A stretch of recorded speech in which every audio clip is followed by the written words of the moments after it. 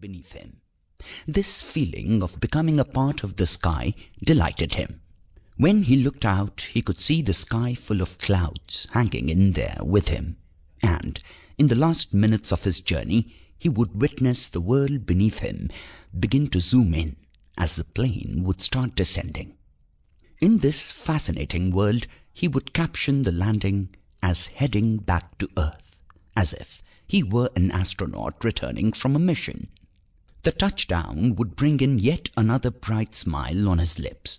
All of this was his secret, which he had never shared with anyone till date.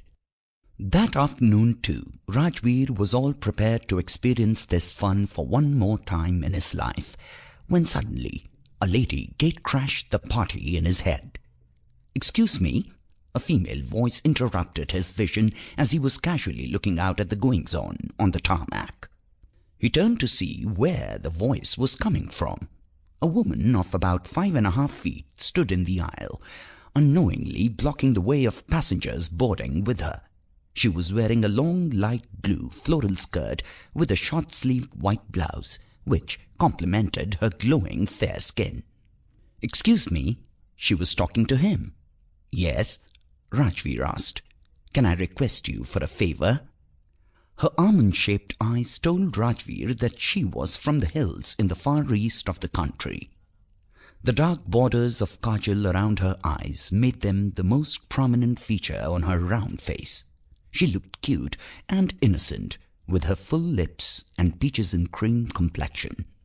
The anticipation in her puppy eyes, which blinked at him, seemed to push him to respond. "Which is?" he asked about her request. "This is my seat," she said, pointing to the aisle seat, and then quickly added, "Do you mind exchanging your seat with mine?" Immediately after, her apologetic face stretched into a smile, a perfect set of white teeth peeking from a pair of glossy lips. Below the raised eyebrows, her eyes held their gaze, till Rajveer had to answer back. "No, no way." He didn't say that aloud, but thought to himself, and even though he wanted to speak his mind, for only he knew what the window seat meant to him, all he ended up uttering was, He looked at her. "Please," she sang, tilting her head, hijacking Rajveer's brittle attempt to articulate his logic. She had a lot of teeth. They were the second most defining feature of her face. Rajveer needed a moment to collect his thoughts, to say no without hurting her feelings. But then he got carried away for 3 reasons. A. She was an exceptionally good-looking woman. B. She was an exceptionally good-looking woman who was now blocking the path of too many passengers who by then had become a self-appointed jury to certify his chivalry. C. As if the above reasons were not enough, clad in her elegant and chic navy blue uniform, an air hostess walked into the scene from behind them. Rajveer's eyes fell on the badge she wore on her dress. It proudly displayed girl power. The build-up of pressure made him do what he was not supposed to do. With his heart screaming in protest, he sighed. "Okay, this wasn't fair." "Oh, thank you so much," she said, and moved aside, making way for Rajveer to step out. With the matter thus resolved, the air hostess didn't feel the need to address anything. She smiled gracefully and walked back to the end of the aircraft.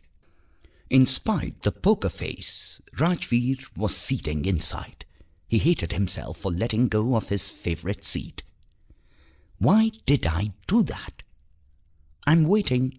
The same female voice was quick to interrupt his conversation with himself. He looked at the young lady and noticed how her facial expressions had changed by then, or at least he felt that they had. The gratitude had instantly vanished. Instead, there was a twinkle in her eye. "Wait a minute, but why do you want to exchange seats?" he abruptly asked, slowing down the act of lifting himself off the seat. He knew it was futile to push the subject when he had already let go of the bus. Oh God,